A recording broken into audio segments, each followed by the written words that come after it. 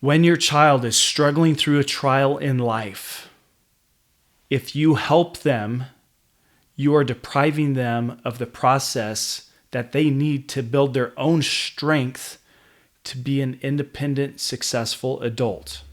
Welcome to the Intentional Father Podcast, where us fathers parent our children, not by accident, but with intent. I'm your host, Aaron Stroman. Welcome to the episode of The Egg. Today we're going to be learning from the egg, one of the hardest lessons that comes with parenting. So let's jump into it. Where am I going with the egg? The lesson of the egg comes from how chickens are made. You see, there's a daddy rooster and a mommy chicken, and that's not where I'm going. Let's fast forward. When an egg is fertilized, a little embryo chicken is inside the egg. And that embryo is so small that it can absorb oxygen through the eggshell. The eggshell is porous enough on a microscopic level where air actually can go in and out of the eggshell. Oxygen can pass through the eggshell, and like humans, chickens need oxygen to live. They need to breathe it. If they're going to survive, they have to have oxygen. And so when chick embryos are really little, they're so little, they can actually absorb it into their body when the egg is in an oxygen-rich environment, like in a nest or outside. And you've actually probably noticed that if you put an egg in boiling water, if you go to boil an egg, you put it in water, little oxygen bubbles come out of the eggshell. So you've seen how oxygen can pass through the eggshell. Sometimes you may have wondered, wait, why is there air coming out of the egg? Well, that's how small the pores are. You can't see the little microscopic holes where oxygen can pass in and out of. But you can see the effects of it when you put the eggshell in water and boil an egg. So the embryo is in there, and there's nutrients in the egg, so that's where it gets its nutrition from, but it gets its oxygen through the shell, and it grows. But over time, it actually grows where it's getting kind of cramped in that shell, and it's actually so big, the chick is so big, that it can't just absorb oxygen through its body, through the oxygen-rich environment outside the shell. It actually needs to breathe it into its lungs, very similar to you and I. But how does the baby chick do that inside this eggshell? Here's how. There's a little pocket of air inside the eggshell that the chicken has to access. You've seen this pocket of air after you boil your egg and you go to break open the shell and you have the hard-boiled egg. You notice it's never the same shape, the perfect shape as the egg shell. There's always like a little crater or divot in there, and it's always in the same spot regardless of what's up or down for the egg whenever you boil it. There's this pocket of air in there, so as a chick grows, it has to access that pocket of air. And here's how it does it. It can absorb oxygen from the outside of the eggshell, and it hasn't popped that air pocket yet. So it gets to this point where it's suffocating and it starts to convulse. The little baby chick starts to convulse. I know it sounds terrible. It sounds sad. If you've ever been held underwater by your big sibling or your cousin or the bully at the pool, you've experienced this where you've needed to breathe and your body just starts to convulse. Or maybe you've practiced jujitsu and you're being choked out and your body just kind of starts to freak out. That's what happens to the little baby chick. And so it starts to convulse, and it's using its body in motions and in ways it never has before.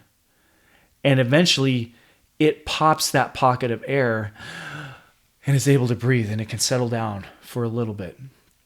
Now, what's really interesting is during that convulsion stage, it's actually building muscle. It's building strength to pop that little pocket of air. It wasn't strong enough just to do it, but now its neck is moving, its head's moving, the whole body's moving.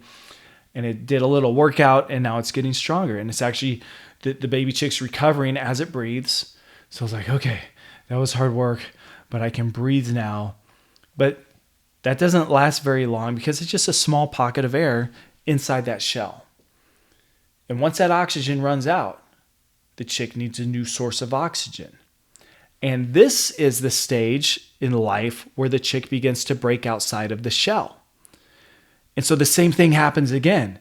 It starts to suffocate again. It ran out of oxygen from the air pocket. Now it needs oxygen that's on the outside of the shell. So it starts to convulse. Now we call this pecking at the shell, but it's really suffocating and starts to peck. And again, it's doing this in a new, desperate fashion and intensity. And eventually it'll break through just a little part of the shell, and it can breathe from the outside. And it's not free from the shell, but at least it can breathe. It's alive. We're surviving. And the baby chick, it's growing. It realizes there's not enough room in here for me. And so I need to continue to use my muscles and my beak to break out of this shell. And as the chick does that, it gets stronger. In fact, the process of breaking out of the shell builds the strength for the chick to survive on its own once it gets out. Here's where the parenting lesson comes in. If you deprive the chick the struggle of breaking out of the shell, you're depriving it of building the strength to survive out of the shell, and it won't survive in the real world on its own. When your child is struggling through a trial in life, if you help them overcome that, you're depriving them of building their own strength to stand on their own 2 feet.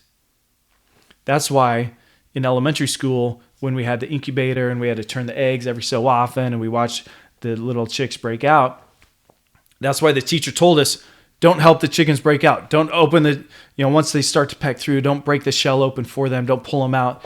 They have to do it on their own because that's building the strength to survive outside the shell. As parents, we have to do the same thing for our children.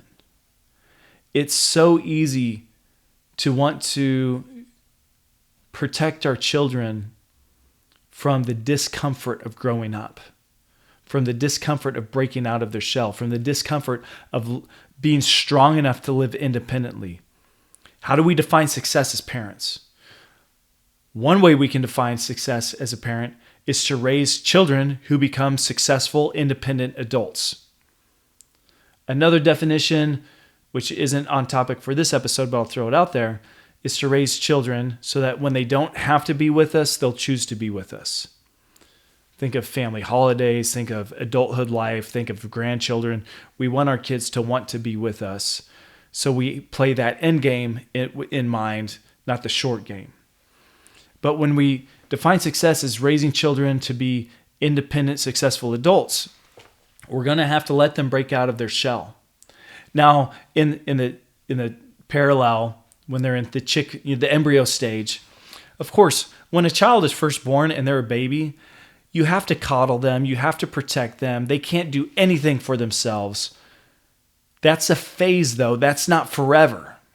We get in trouble when we try to treat toddlers like babies, or middle school kids like babies, or teenagers like babies. That's where it becomes a problem. But eventually, they're going to run into a growth area where they're going to need to breathe on their own. They're going to have to pop their little air pocket in society, and we're going to have to let them do that. We have to let them struggle. We have to let them be uncomfortable. And it's uncomfortable for us to watch our children struggle with something, but if we go in and save the day, we're depriving them of the strength to survive on their own. They have to build that strength in and of themselves. They need to stand on their own 2 feet when they're grown. So what does that look like? Obviously, we're not talking about the stage of life when our children are infants, but we are talking about when they're starting to walk. right? Their kids, first they learn to roll over, then they're crawling, and then they start to walk. Can you imagine a parent who doesn't want their child to fall? If a child never falls, they never learn how to walk. Period. We have to let our children fall. But they stay on their feet, they wobble around, they come in balance, they fall down, they stand up again, they fall down, they might cry a little bit, get frustrated, but eventually they're going to stand. And standing and learning balance, that's building the strength in their legs to stand on their own. So that's a literal process that children have to go through. A little bit later in life, they're learning how to ride bikes. We start them off with the training wheels, but eventually we got to take those off. We start off by holding the seat, holding the handlebars, running behind them. Eventually we got to let them go. And guess what? They are going to fall. But until a child falls, they don't know how to keep their balance on a bike. If you don't let them fall, you're depriving your children of learning how to ride a bike on their own. Got to let them fall. Hey, put a helmet on them, put some knee pads on them. Nothing wrong with that. They still got to fall. It goes up from there. They're going to have to learn how to live independently in a social manner. Having friends. You can advise them on who's a good friend, who's a bad friend. Look for some signs to read into. But eventually our kids are going to get bullied a little bit. They're going to get picked on. They're going to get betrayed. They're going to be let down. They're learning how to navigate life socially, how to stand on their own 2 feet. This is really hard as parents to do. My son in middle school, he went through a little phase where a lot of people were picking on him. He was getting bullied. I stepped in a couple times, talked to the parents of the bullies, had the family meeting, did all this stuff, but I noticed there was a pattern.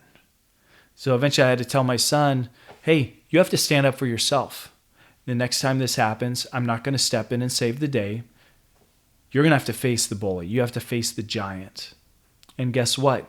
He did it. And I was worried because I was a little scared that he was going to get beat up when he turned to face a giant. He didn't get beat up. He did experience opposition, but that made him strong enough to stand on his own 2 feet the next time another bully came around, teaching him how to survive on his own. And man, that's hard. Relationally, it's going to go into navigating the waters of dating with our kids. We can give advice, we can give wisdom. We don't want to set them up for utter failure, but our children are going to get heartbroken. And they're probably going to break some other hearts. They're going to learn how to navigate a romantic relationship. And a lot of that's going to come through experience on their own. Later in life, they're going to have to learn how to live without mom and dad's income. They're going to have to move out of the house. Ooh, there's a hot topic. But until then, we haven't succeeded as parents.